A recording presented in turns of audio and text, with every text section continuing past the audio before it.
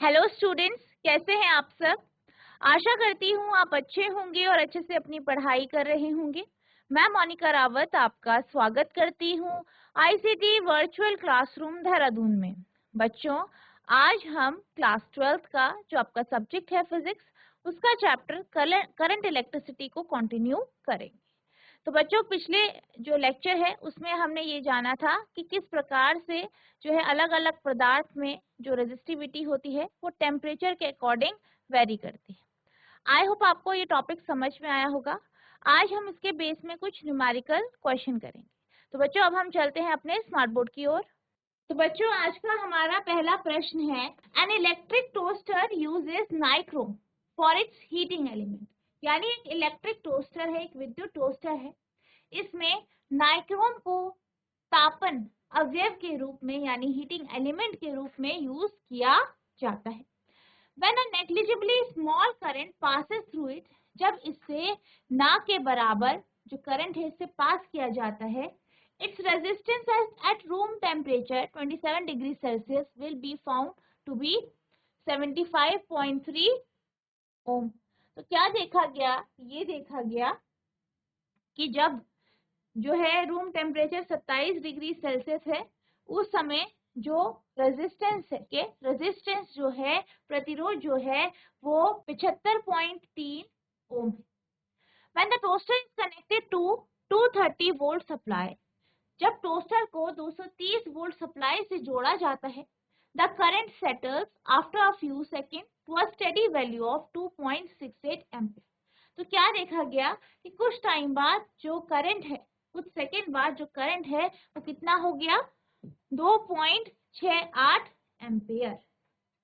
What is the steady temperature of the nichrome element. तो आपसे ये पूछा गया है कि जो नाइक्रोम एलिमेंट है, नाइक्रोम अवयव है, उसका स्थायी ताप क्या है। The temperature coefficient of resistance of nichrome average over the temperature range of 1.70 into 10 to the power minus 4 पर डिग्री सेल्सियस। और आपको क्या दिया गया है, आपको टेम्परेचर कोफिशिएंट दिया गया है, यानी ताप गुणांक दिया गया है। कितना दिया गया है, 1.70 into 10 to the power minus 4 पर डिग्री सेल्सियस। किसी विद्युत टोस्टर में नाइक्रोम के तापन अवयव का उपयोग होता है जब इससे एक नगण्य लघु विद्युत धारा प्रवाहित होती है। तो कक्ष ताप पर 27.0 डिग्री सेल्सियस इसका प्रतिरोध 75.3 ओम पाया जाता है। जब इस टोस्टर को 230 वोल्ट आपूर्ति से संयोजित करते हैं तो कुछ सेकंड में परिपथ में 2.68 एम्पीयर की स्थायी धारा स्थापित हो जाती है। नाइक्रोम अवयव का स्थायी ताप क्या है। नाइक्रोम को सम्मिलित ताप परिसर में प्रतिरोध ताप गुणांक 1.70 into 10 to the power minus 4 पर डिग्री सेल्सियस। तो यहाँ पे आपको एक इंफॉर्मेशन दी गई है, ठीक है। अब इस बेस पे आपको एक क्वेश्चन को सॉल्व करना। तो यहाँ पे आपको क्या क्या दिया गया है पहले वो देख लेते हैं। आपको यहाँ दिया गया है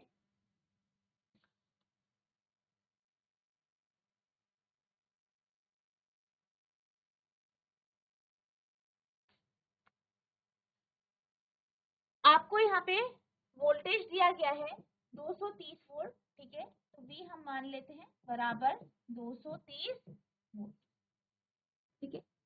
इसके बाद आपको करंट दिया गया है, जिसे आप I2 लिख सकते हैं, जिसे आप V2 लिख सकते हैं, इसे आप I2 लिख सकते हैं। I2 बराबर 2.68 एम्पियर, ठीक है। तो यहाँ पे आपके पास करंट और वोल्टेज दिया गया है, ठीक है। साथ ही साथ आपको क्या दिया गया है, आपको रेजिस्टेंस भी दिया गया, प्रतिरोध दिया गया है R1। R1 कितना दिया गया है, 75.3, ठीक है। तो जैसे कि यहाँ पे क्वेश्चन में बोला गया है कि जो आपका विद्युत टोस्टर है उसमें नाइक्रोम की तार का यूज किया गया है एलिमेंट के तौर पे। अगर यहाँ से क्या होता है, ना के बराबर करंट पास होता है रूम टेम्परेचर पे, तो इसका रेजिस्टेंस कितना है, 75.3 ओम। तो हम क्या कर रहे हैं, पहले केस के लिए R1 ले रहे हैं रेजिस्टेंस, जो कि आपका 75.3 ओम, ठीक है। और यहाँ पे आपके पास जो है टेम्परेचर भी आपको दिया गया है, टेम्परेचर कितना दिया गया है, जिसमें आपका प्रतिरोध है रूम टेम्परेचर 27 डिग्री सेल्सियस, इसे हम T1 मान लेंगे। अब लिखा गया है कि जब हम क्या करते हैं, टोस्टर को 230 वोल्ट सप्लाई से जोड़ते हैं, यानी हमारा वोल्टेज कितना है 230, तो हम इसे V2 लिख सकते हैं। The current settles after a few second, कुछ टाइम बाद करंट क्या हो जाता है, सेटल हो जाता है, और जो करंट है उसकी वैल्यू कितनी हो गई, धारा का मान कितना हो गया 2.68, तो इसे हम I2 ले लेते हैं। अब यहाँ पे आपसे पूछा गया है कि नाइक्रोम का जो टेम्परेचर है, इसमें आपको दे रखा है टेम्परेचर, ठीक है, T1 दे रखा है रूम टेम्परेचर, आपको T2 निकालना है। अब आपसे क्या कहा गया है, आपको ये बताया गया है कि जो टेम्परेचर कोफिशिएंट है, यानी ताप गुणांक, ठीक है, वो कितना दिया गया है, इसे आप अल्फा से डिनोट करते हैं, अल्फा बराबर दिया गया है 1.70 इंटू 10⁻⁴ पर डिग्री, ठीक है। इस तरीके से ये यहाँ पे दिया गया है, ये सारी इंफॉर्मेशन आपको यहाँ पे इस तरीके से दी गई। अब आपको क्या करना है, इसको सॉल्व करना है, बेसिकली यहाँ पे T2 निकालना है। तो सबसे पहले हम ये देख लेते हैं कि पहले केस में रेजिस्टेंस कितना हो, ठीक है, तभी हम जो है पहले केस में रेजिस्टेंस निकालेंगे, सॉरी दूसरे केस में रेजिस्टेंस कितना होगा। पहले केस में आपके पास रेजिस्टेंस है 75.3 ओम, ठीक है। दूसरे केस में जब आपकी वोल्टेज 230 वोल्ट है, यानी जो आपका नाइक्रोम टोस्टर है उसकी जो वोल्टेज है, जिस वोल्टेज सप्लाई से उसे जोड़ा गया है वो 230 वोल्ट है, और वहां से जो करंट पास हो रही है वो 2.68 एम्पियर की है। तो इस केस में जो है R2 क्या होगा, यानी आपका रेजिस्टेंस क्या होगा, ये हम देखेंगे। तो हम क्या करेंगे, ओम्स लॉ का यूज करेंगे। तो ओम लॉ के अकॉर्डिंग क्या होता है, V equals to I R. तो यहाँ पे हमने V2 लिया है, I2 लिया है, हमें R2 निकालना है। तो R2 हो जाएगा बराबर V2 बाय I2। V2 कितना है, V2 है हमारा 230, I2 कितना है 2.68, ठीक है। तो हमारा R2 निकल जाएगा, सॉल्व करेंगे इसे, तो आपका जो रेजिस्टेंस आया है वो आया है 85.8 ओम, 85.8 ओम, ठीक है, 85.8 ओम। तो ये हमारा R2 की वैल्यू आ गई है, ठीक है, हमने ओम्स लॉ से निकाली, ठीक है, ओम्स लॉ से हमारी R2 की वैल्यू आ गई है। तो बच्चों जब हम लास्ट लेक्चर में हमने जब ये टॉपिक पढ़ा था, जो था आपका टेम्परेचर डिपेंडेंस ऑफ रेजिस्टिविटी, यानी रेजिस्टिविटी में टेम्परेचर किस तरीके से निर्भर करता है, ये हमने पढ़ा था। तो यहाँ पे हमने फॉर्मूला देखा था, ठीक है,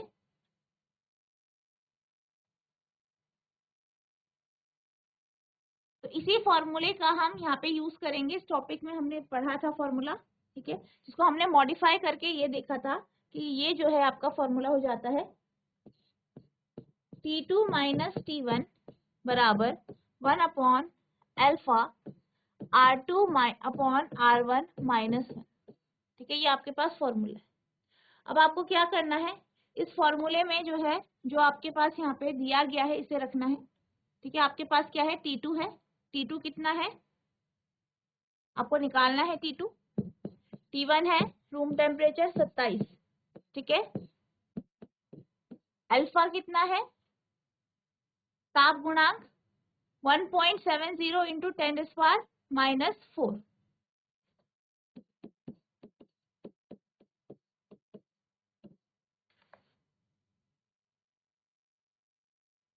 ठीक है। R2 लिखना है, R2 कितना आया हमारा 85.8, R1 कितना है 75.3 माइनस 1, ठीक है, ये हमने क्या किया, ये हमारा फॉर्मूला है। ठीक है, जो हमें T2 निकालना है, तो ये फॉर्मूला जो है, जो हमने पिछले लेक्चर में पढ़ा था, इसमें हम क्या करेंगे, जो हमें वैल्यूज दी गई है वो रख देंगे। ठीक है, यहाँ पे हमें R2 की आवश्यकता थी, हमने R2 निकाल दिया है। R1 हमें दिया था अल्फा की वैल्यू, यानी जो आपका टेम्परेचर कोफिशिएंट है, ताप गुणांक, वो हमें दिया था, और T1 भी हमें दिया। अब यहाँ पे हम T2 की वैल्यू निकालेंगे, इसको सॉल्व करेंगे।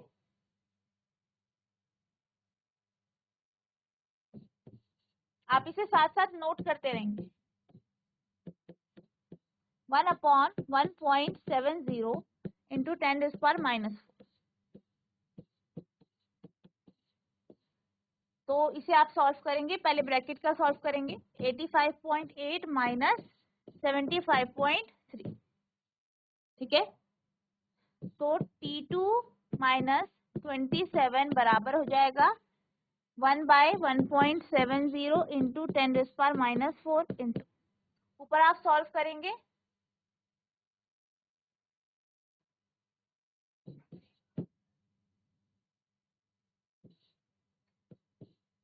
तो ये 10.5 अपॉन 75.3 आया है, 75.3।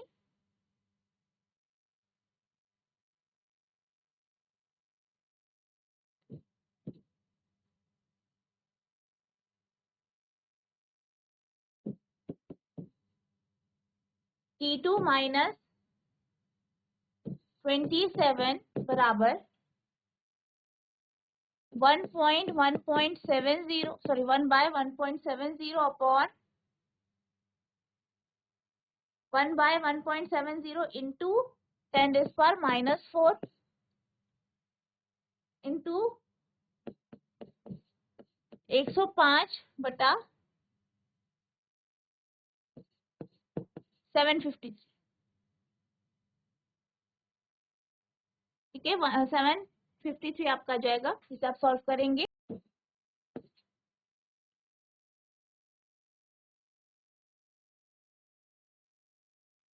इंटू 1/10⁻⁻⁴ तो 0/12801 इंटू 1/10⁻⁻⁴। अब इसे सॉल्व करेंगे। 12801 यहाँ पे होगा आपका 81050।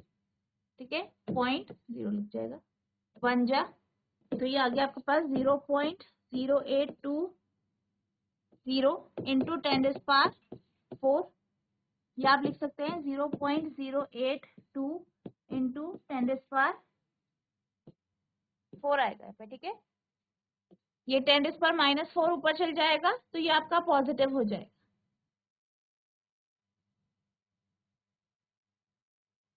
तो यहाँ पे आपके पास आ जाएगा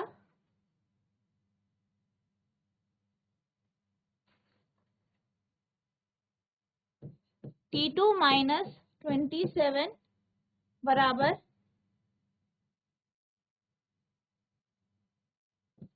820। तो T2 आ गया आपका 820 माइनस 27, यहाँ पे ये प्लस हो जाएगा। ठीक है, 820 प्लस 27 होगा, तो 820 प्लस 27 कितना होता है, 847, 847। ठीक है, डिग्री सेल्सियस। तो ये आपका T2 आ गया। ठीक है, तो इस तरीके से आप T2 की वैल्यू को निकालेंगे। हमने क्या किया, फॉर्मूला जो है, पहले हमने R2 निकाला, R2 निकाल के फिर हमने फॉर्मूले में रखा, फॉर्मूले में रख के फिर हमारा T2 निकल। ठीक है, आप इसे नोट करेंगे। अब हम चलते हैं अगले प्रश्न की ओर। तो आपका अगला प्रश्न है, the resistance of the platinum wire of platinum resistance thermometer at the ice point is 5 ohm and at steam point is 5.23 ohm. Platinum प्रतिरोध तापमापी के प्लैटिनम के तार का प्रतिरोध हिमांक पर 5 ओम है, यानी आइस पॉइंट पर। ठीक है, जो आपका प्लैटिनम तार है उसका जो प्रतिरोध है वो कितना है, 5 ओम है। और भाप बिंदु पर 5.23 ओम है, ठीक है। और स्टीम पॉइंट पे कितना है 5.23। When the thermometer is inserted on a hot bath, the resistance of the platinum wire is 5.795 ohm। यानी जब तापमापी या जो आपका थर्मामीटर है उसे तप्त ऊष्मक यानी जो आपका हॉट बात है उसमें डाला जाता है तो क्या देखा जाता है, तो ये देखा जाता है कि जो प्लेटिनम की तार है, ठीक है, प्लेटिनम की तार है उसका जो प्रतिरोध आया है वो कितना आया है 5.795 यानी 5.795 ohm. Calculate temperature of the bath, क्या करना है ऊष्मक का ताप परिकलित कर, ठीक है, यानी आपको टेम्परेचर निकालना है बाथ, ठीक है। आपको क्या दिया गया है, आपको रेजिस्टेंस दिया गया है प्लैटिनम की तार का, ठीक है, आइस पॉइंट पे स्टीम पॉइंट पे, ठीक है। और क्या दिया गया है, जब हम हॉट बाथ पे थर्मामीटर को रखते हैं तो रेजिस्टेंस क्या देखा हमने 5.795, ठीक है। तो यहाँ पे आपको क्या निकालना है टेम्परेचर निकालना है कि बाथ का टेम्परेचर कितना हो। तो सबसे पहले जो इन्फॉर्मेशन दी गई है उसे नोट डाउन कर लेते हैं। तो आइस पॉइंट पे हम क्या ले लेते हैं R0, ठीक है, रेजिस्टेंस को क्या ले लेते हैं R0, प्रतिरोध R0 कितना है 5 ओम, ये ओम है, ठीक है। इसी तरीके से स्टीम पॉइंट पर, ठीक है, स्टीम पॉइंट क्या होता है 100 डिग्री सेल्सियस। तो इस पे क्या है आपका जो ये प्लैटिनम है इसका प्रतिरोध 5.23 ओम। और हमें निकालना है टेम्परेचर का, ठीक है, टेम्परेचर निकालना है जब आपका जो प्लैटिनम की तार है उसका जो रेजिस्टेंस है वो है 5.795 ओम। तो हम फॉर्मूले का यूज करेंगे, आपका जो फॉर्मूला है टेम्परेचर निकालने के लिए T बराबर RT minus R0 upon R100 minus R0 into 100। तो ये आपका फॉर्मूला है जिसके माध्यम से आप टेम्परेचर निकाल सकते हैं। जब आपके पास जो है स्टीम पॉइंट और आइस पॉइंट पे रेजिस्टेंस दिया गया है, आपको टेम्परेचर निकालना है किसी पॉइंट पर, ठीक है, कोई टेम्परेचर है उस पर आपको रेजिस्टेंस दिया गया है और उस अगर आपको वो टेम्परेचर निकालना है तो आप इस फॉर्मूले का यूज करें, ठीक है। T बराबर RT minus R0 upon R100 minus R0 into 100। इसमें आप सारी वैल्यूज को रखेंगे तो RT कितना है 5.795, R0 कितना है 5 अपॉन R100 कितना है 5.23 माइनस R0 कितना है 5 इंटू 100। तो 0.795 upon 0.23 into 100।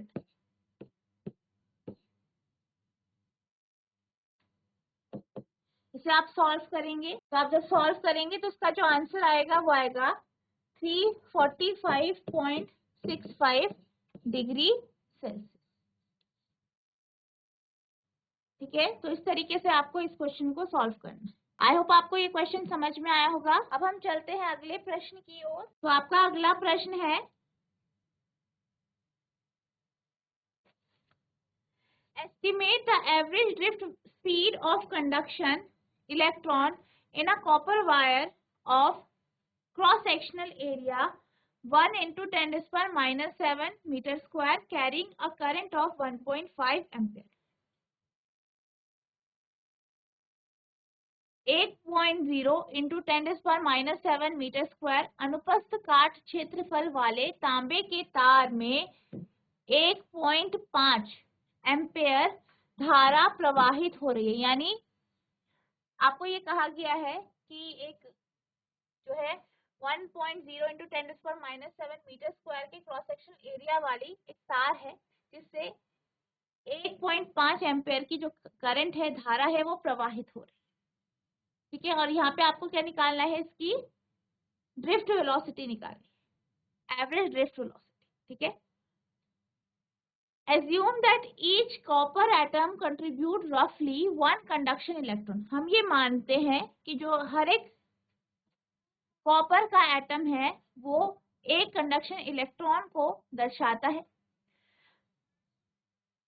The density of copper is 9 into 10⁻³ kg per meter cube and its atomic mass is 63.5 unit. ठीक है, और क्या दिया गया है आपको, कॉपर का घनत्व दिया गया है, तांबे का घनत्व दिया गया है, कितना है 9 into 10⁻³। ठीक है, और एटॉमिक मास दिया गया है 63.5। इसमें चालक इलेक्ट्रॉनों की औसत अपवाह चाल का आकलन कीजिए। मान लीजिए कि तांबे का प्रत्येक परमाणु धारा के प्रवाह में एक चालक इलेक्ट्रॉन का योगदान देता है।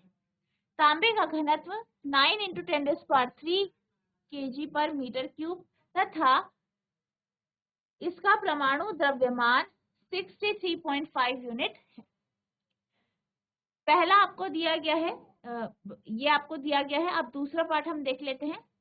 Compare the drift speed obtained above, यानी अभी जो हमें अभी फर्स्ट पार्ट दिया गया है, इसमें ड्रिफ्ट स्पीड क्या हो गई, अफवाह चाल क्या होगी, इसको आपको निकालना है। ठीक है, ऊपर निकाली गई अफवाह चाल की निम्नलिखित उदाहरणों से तुलना कीजिए। ठीक है, अब इसको क्या करना है, आपको वहां निकालना है, फिर तुलना करनी, किससे करनी है, thermal speed of copper atom at ordinary temperature, यानी सामान्य तापों पर तांबे के परमाणुओं की तापीय चाल।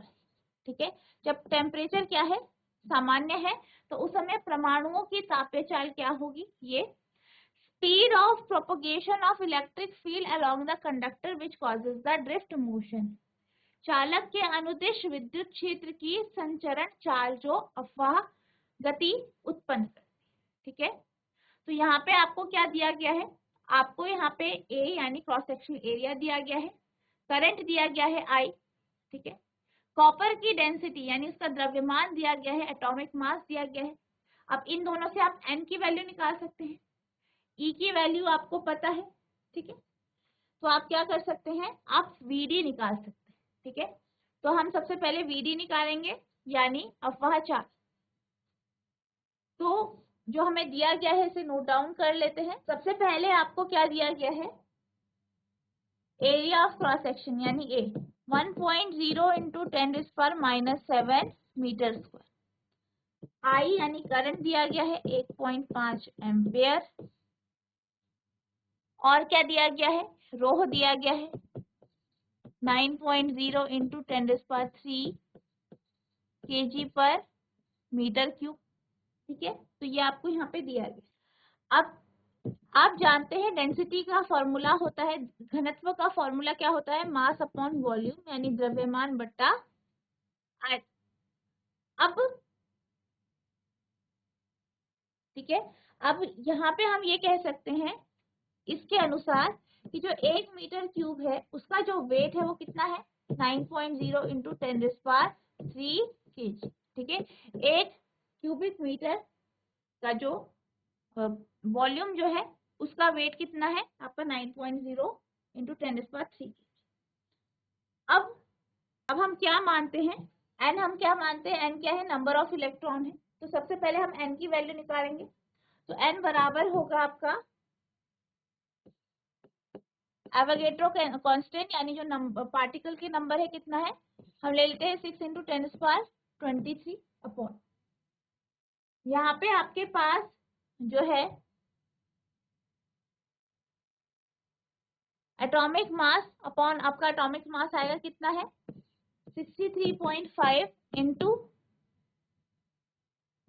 एक वॉल्यूम में मास कितना आया है 9 into 10। ठीक है, 10⁻³ ये आपको दिया गया है। ठीक है, मैंने आपको क्या बताया कि एक क्यूबिक जो एक वॉल्यूम जो है, ठीक है, 1 क्यूबिक मीटर में जो वेट कितना है आपका 9 into 10⁻³। तो यहाँ पे हम नंबर ऑफ पार्टिकल जो लेते हैं वो क्या है आपका एवोगैड्रो कांस्टेंट 6 into 10⁻23। ठीक है, हमने 6 ले लिया है कैलकुलेशन के लिए ताकि कैलकुलेशन इजीली हो, अपॉन आपका जो यहाँ पे परमाणु द्रव्यमान दिया गया है वो आप लिखेंगे यानी एटॉमिक मास कितना है 63.5। आप इसे सॉल्व करेंगे तो आपके पास क्या आएगा, आपके पास आएगा 54/63.5 इंटू 10⁻20। तो इसे और सॉल्व करेंगे तो हमारे पास आएगा 8.5 इंटू 10⁻28 पर क्यूबिक मीटर। तो ये क्या आ गया आपका, एन की वैल्यू आ गई, यानी नंबर ऑफ इलेक्ट्रॉन। ठीक है, ये क्या आ गया, नंबर ऑफ इलेक्ट्रॉन। अब आपने जो है ड्रिफ्ट वेलोसिटी यानी अफवाह चाल का फॉर्मूला देखा था, I equals to NEA VD।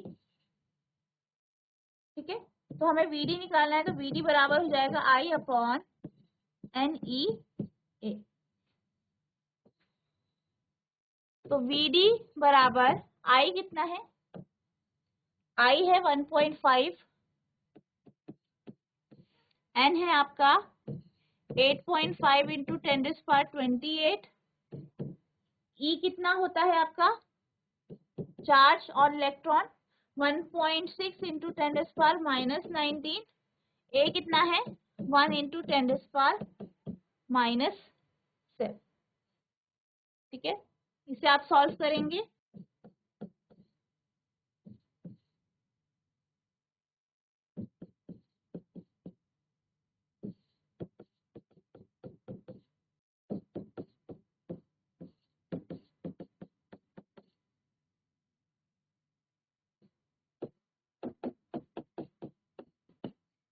तो कितना आ गया हमारा 1.1 इंटू 10⁻⁻3, या आप कह सकते हैं 1.1 मिलीमीटर पर सेकेंड। तो ये आपका क्या आ गया, अफवाह चाल। आप इसे नोट करें। अब हम बात करते हैं सेकंड पार्ट की।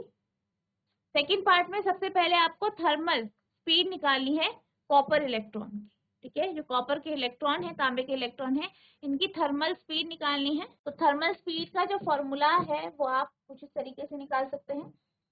काइनेटिक एनर्जी बराबर होता है आपका 3/2 kBT। तो यहाँ पे जब हम बात कर रहे हैं काइनेटिक एनर्जी भी और क्या होता है आपका हाफ mv², ये भी इसका फॉर्मूला होता है, ये बराबर हो जाएगा 3/2 kBT। यहाँ से ये आपका कैंसिल हो गया। यहाँ पे जो स्पीड होगी, जो चाल होगी, वो तापीय चाल या थर्मल स्पीड हो, तो ये हो जाएगा 3 v² बराबर 3 kBT अपॉन m, यानी v बराबर 3 kBT/m, ये पूरा अंडर द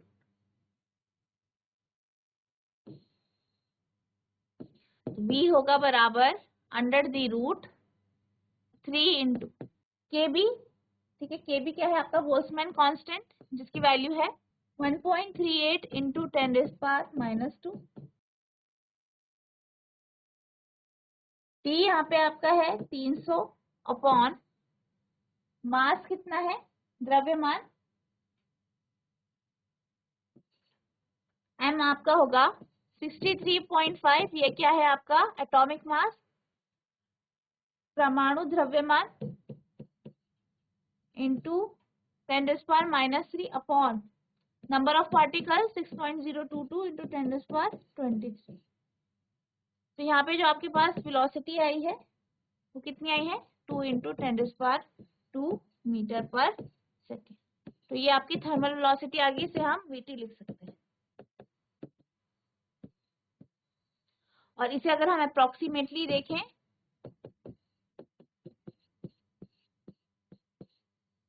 तो ये 10⁻2 मीटर पर सेकेंड के बराबर। और ड्रिफ्ट वेलोसिटी को आप लिख सकते हैं, ये आपके अप्रोक्सीमेटली इक्वल हो गई 10⁻³ मीटर पर सेकेंड।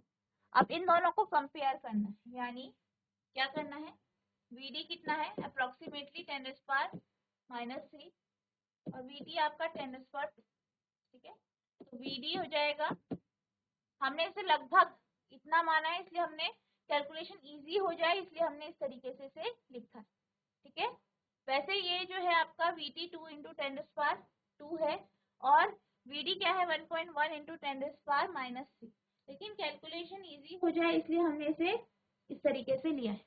आप इसे सॉल्व करेंगे तो आपके पास आ जाएगा 10⁻³ VT, यानी VD बराबर 10⁻⁵ VT।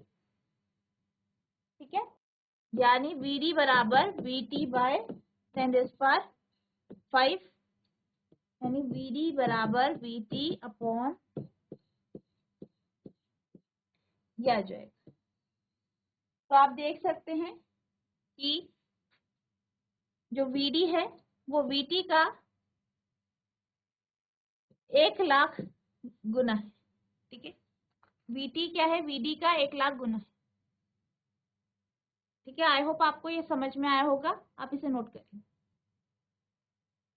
तो बच्चों आज हमने जो है आपके कुछ न्यूमेरिकल डिस्कस किए जो आपके चैप्टर करंट इलेक्ट्रिसिटी के थे। आई होप आपको ये क्वेश्चन समझ में आए होंगे। जो अभी हमने लास्ट क्वेश्चन किया है इसके हमारे 2 पार्ट थे, ए और बी। पहला पार्ट हमने कंप्लीट कर लिया था, दूसरे पार्ट में भी आपके 2 पार्ट थे। तो दूसरे पार्ट का यानी बी पार्ट का पहला पार्ट हमने कंप्लीट कर लिया है। दूसरा जो पार्ट है यानी जो सेकंड पार्ट है वो आपका होमवर्क है, उसे आपको होमवर्क से करना है। नेक्स्ट लेक्चर में हम इसे डिस्कस करेंगे।